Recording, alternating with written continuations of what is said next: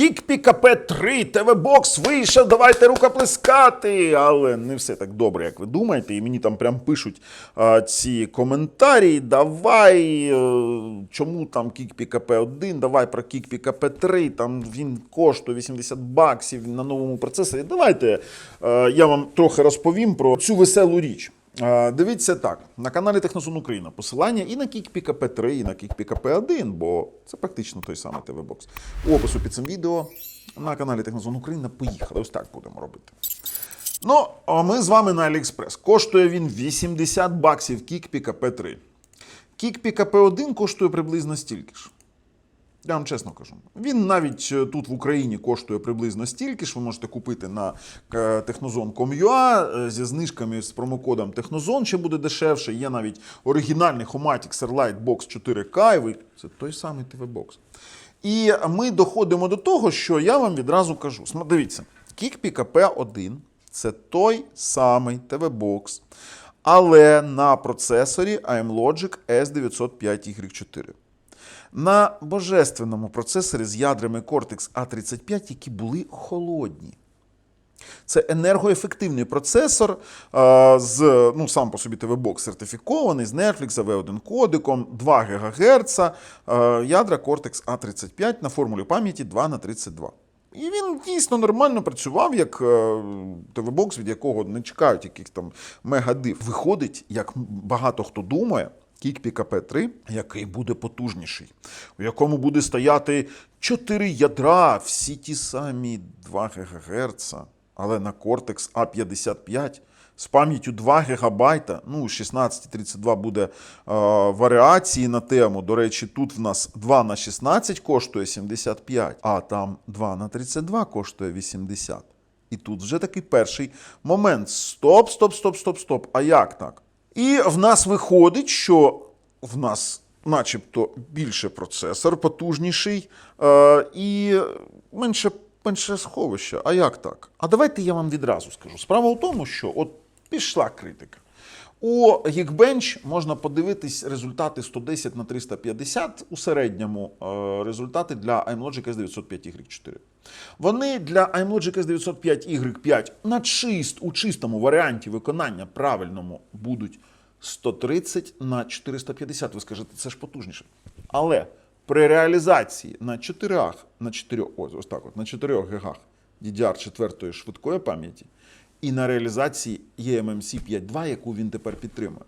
Але тут взяли ТВ-бокс старий і втулепенили туди просто пін-ту-пін цей процесор. Отак просто вставили новий і все. Навіть не змінивши охолодження. Охолодження те саме. А ядра тут Cortex A55. І виходить так, що цей процесор, він має більшу потужність, більшу тепловіддачу, але таке саме охолодження. Добре. Має старий eMMC, має навіть Wi-Fi 5, старий, який стояв у Geekpeak AP1. Має Ethernet 100 Мбіт. І ви скажете, а у чому ж тоді прикол? Поставили процесор, який обмежений, по суті, усіми цими не старим залізом, воно актуальне досі і буде актуальне ще там багато років. Але поставили той самий процесор у стару платформу у лапках. І що ми отримаємо? Да нічого. Ви отримаєте той самий Geekpeak AP1, але на Google TV. Ось такий прикол. Geekpeak AP1 був на Android TV. Ось так. Хоча потрібно подивитись на ретейл-версію, ту тестову версію, яку я бачив на сертифікації Geekpeak AP3, був Google TV. Таке буває, що потім воно змінюється на Android TV. Давайте згадаємо, як пройшла сертифікація у SAE і у SDMC, коли один і той самий TV-бокс у одних отримав Google TV, а у інших Android TV. Но вони тут відразу пишуть, що це Google TV. Вони навіть на своєму сайті пишуть про Google TV. Давайте, де той сайт? Бо Geekpeak AP3 вони відразу пишуть 4K Google TV Box з Netflix, Dolby Vision, Dolby Audio і іншими моментами. І ви скажете знову, ні, ти не правий, графіка ж та буде побистріше, він же ж побистріше, ядра ядра трохи потужніші, але ні. Графіка та сама, обв'язка та сама, тобто малі G31, що там по графіці. Відтворення відео однакове, бо VPU той самий, повний паритет у кодеках AV1, VP9, 264, 265. Той самий HDR, без Dolby Vision. Все повністю однаково. VPU, обв'язка VPU, GPU на процесорі така сама, як у Geekpeak AP1. Давайте по аналогії. Є автівка, у якій стоїть, наприклад, двигун об'ємом, ну, як ми там, 3,5, Cortex A35, так? З колесами там 14 дюймів, з коробкою старою, з бензонасосом, ну, з ТНВД таким старим, який не прокачує більше, ніж потрібно цьому двигуну. Ті самі фільтра, все те саме. І ми на нього ставимо більш важкий двигун, а саме в такому варіанті це більш важкий. На охолодження, на радіатори, які не витягують охолодження цього двигуна. І що в нас виходить? Двигун перегрівається, автівка начебто починає їхати швидше, але ТНВД не прокачує достатньо палива, це стосовно пам'яті, так?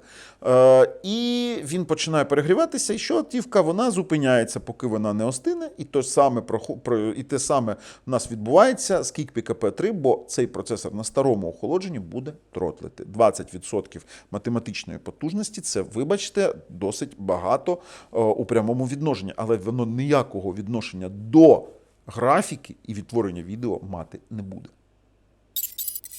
Брати чи ні, вирішувати вам. Я просто вам доношу до вашого відома, що такий ТВ-бокс є і що вони зробили.